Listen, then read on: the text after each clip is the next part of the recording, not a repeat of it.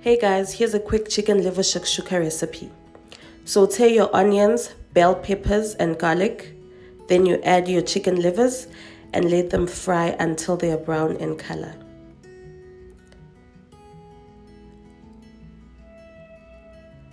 And then you add your chicken spice, mixed herbs, and chili flakes.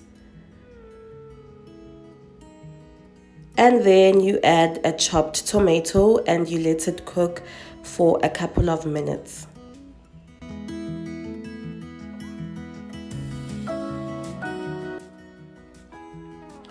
Then finally, you can add your eggs with some salt and pepper. Lower your heat until your egg is cooked to your preference. Then you can enjoy.